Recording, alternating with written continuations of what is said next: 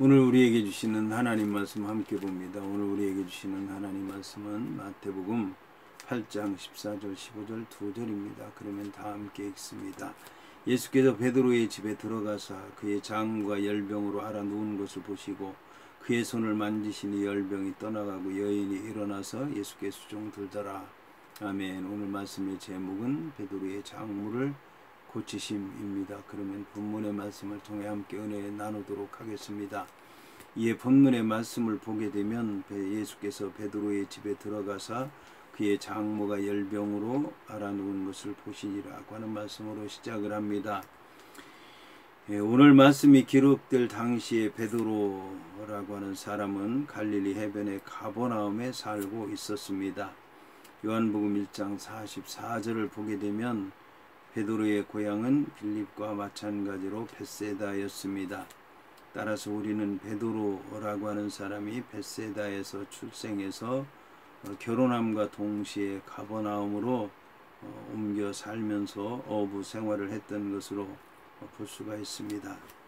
그런데 어떤 사람들은 가버나움과 벳세다라고 하는 곳이 서로 아주 가까운 곳이기 때문에 굳이 가버나움이나 벳세다를 구분할 필요가 없다라고 얘기를 하기도 합니다. 예수께서는 이제 일정한 거처가 없었기 때문에 베드로의 집에서 자주 들러서 머무셨던 것으로 보입니다. 여기서 그의 장모라고 하는 말은 베드로의 장모라고 하는 말이고 베드로가 결혼했다라고 하는 것을 얘기하는 것입니다. 고린도전서 9장 5절의 말씀을 보게 되면 베드로라고 하는 사람은 자신의 아내와 바울과 함께 고린도를 전도 여행했던 것을 알 수가 있습니다. 베드로의 장모는 예수님께서 세상에서 사역하시는 동안에 자신의 딸과 사위와 함께 살고 있었고, 마가복음에 보면 베드로의 형제 안드레도 함께 살았던 것으로 볼 수가 있습니다. 이와 관련해서 로마 가톨릭에서는 성직자는 독신이어야 된다 라고 하는 것을 주장하고 있고, 베드로가 초대 교황이다라고 이제 주장을 하고 있는데, 이런 이제 로마 가톨릭에서 주장하는 것들이 절대적인 진리는 아니라고 하는 것을 본문의 말씀을 통해서 우리는 알 수 있을 것입니다. 한편 본문의 열병으로 앓는다라고 하는 말은 열이 있다라고 하는 말입니다. 따라서 열병으로 앓는다라고 하는 말을 직역하면 그녀는 고열이 있었다라고 하는 말입니다. 베드로의 장모가 앓고 있던 열병은 지금으로 얘기하면 말라리아나 아니면 장티푸스와 같은 질병으로 여겨집니다. 누가복음에 의하면 그녀의 병을 중한 열병에 붙들려 있다고 기록하고 있으며, 사람들이 그녀를 위해서 예수께 구했던 것으로 보아서 생명을 위협하는 치명적인 질병으로 생각할 수 있습니다. 여기서 이제 보셨다라고 하는 말은 예수님께서 그 집에 들어가셔서 눈으로 보셨다라고 하는 말씀인데, 본문에 보셨다라고 하는 말에 해당하는 에이덴이라고 하는 헬라어는 알다라고 하는 의미의 동사 오이다에서 온 말입니다. 따라서 이 말은 예수님께서 베드로의 장모의 집에 들어가셔서 장모의 그 병에 든 모습을 보신 것만이 아니라 그것으로 인해서 그가 당하고 있는 고통, 또 어려움, 절망적인 이런 생각까지도 다 알고 계셨다라고 하는 것을 얘기하는 것입니다.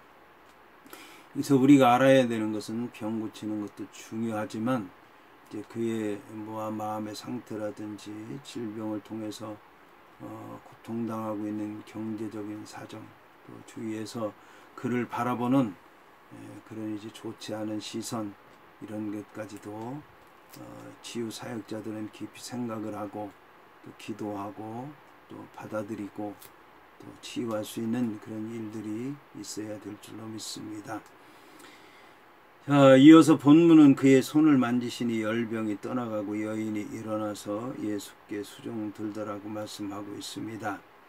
본문을 직역하면 그래서 예수께서 베드로의 장모의 손을 만지셨습니다. 그러자 그 열병이 베드로의 장모에게서 떠나갔습니다. 그래서 베드로의 장모가 일어났습니다. 그리고 베드로의 장모가 예수님께 시중 들고 있었습니다. 라는 뜻입니다. 현대의학적인 관점에서 볼 때의 열은 어떤 질병에 대한 증상으로 규정되고 있지만 그 당시에는 열병 자체가 일종의 병으로 여겨졌습니다. 다시 말씀드리면 지금은 열병이 일어나게 되면 어떤 균이라든지 바이러스라든지 어떤 이제 소화작용이라든지 이런 것이 잘못돼서 오염이 돼서 전염이 돼서 이제 그거로 인해서 열이 일어난다고 생각을 하지만 그 당시에는 그런 열병이 일어나게 되면 그 병 자체가 원인과는 상관이 없이 아마 그 병 자체를 질병으로 생각했다는 그런 얘기입니다. 이런 이유로 해서 유대인의 사회생활 전반에 걸쳐서 이제 생활 방식을 규정하고 있는 랍비들의 율법인 할라카는 열병이 있는 자들과 접촉을 금지하고 있습니다. 그러나 예수님께서는 3절에서 손을 내밀어 문둥병자에게 나병 환자에게 대신 것과 같이 본문에서도 환자에게 손을 대신 것입니다. 다시 말해서 예수님께서는 접촉이 금지된 환자를 만짐으로써 환자가 깨끗해진 것입니다. 이렇게 해서 베드로의 장모의 영적인 그 약한 것을 치료하고 육신의 질병을 치료하고 그의 삶에서 잃어버린 기력까지도 회복해 주셨던 것입니다. 이처럼 손을 대심으로 말미암아 치유의 역사가 일어난 사건은 성경에서 자주 말씀하고 있습니다. 예수님께서는 나병 환자에게 손을 대셔서 나병을 고치셨고 많은 병자들에게 자신의 손을 대심으로써 질병을 쫓아내셨고 병자들은 예수의 옷자락에 손을 댐으로써 병고침을 받았던 것입니다. 병자들이 예수님의 옷자락에 손을 댈 때 예수님께서는 그것을 받아주셨고 또 숨길 경우에는 드러내서 나와서 고백하도록 하셨고 이래서 예수님은 직접 손을 대시거나 또 예수님의 옷자락에 손을 대서 질병을 치유하신 적이 여러 번 있었던 것입니다. 이 사건은 마태복음에서 세 번째로 등장하는 예수님의 기적입니다. 첫 번째는 나병 환자를 고치는 기적이고 두 번째는 중풍병자를 고치는 기적이고 세 번째는 베드로의 장모를 고치는 기적인 것입니다. 그런데 이때 예수님께서는 베드로의 장모를 고치시는데 순간적인 치유와 더불어 오랫동안의 건강까지 선사하셨던 것으로 보입니다. 예수님의 치유 행위의 결과는 방금 전까지 고열로 신음하던 나이든 여인이 곧바로 일어나서 일을 할 수 있을 정도로 즉각적으로 나타났습니다. 여기서 우리말의 수종 들더라고 하는 의미는 옆에서 따라다니면서 여러 가지 심부름을 한다는 뜻의 시종 든다는 옛 표현입니다. 하지만 수종 들더라고 하는 말에 해당하는 뒤에 코네이라고 하는 말은 동사 원형에서 알 수 있듯이 일반적인 의미로는 시중 들다, 돌보다, 섬기다라고 하는 의미를 지녔고 종교적인 의미로서는 집사로서 성도의 육체적 필요를 채우다라고 하는 의미를 지닌 디아코네오라고 하는 말로서 본문에서는 과거 미완료형으로 기록되었습니다.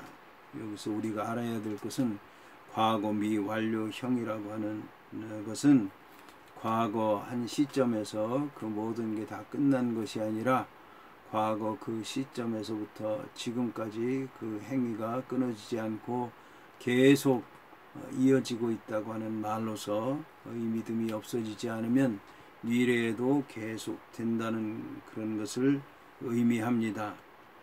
따라서 이제 본문의 말씀은 섬기기 시작했다는 의미로서 병이 나은 그 시점으로부터 계속해서 예수님을 위해서 헌신했다고 하는 그런 말씀인 것입니다.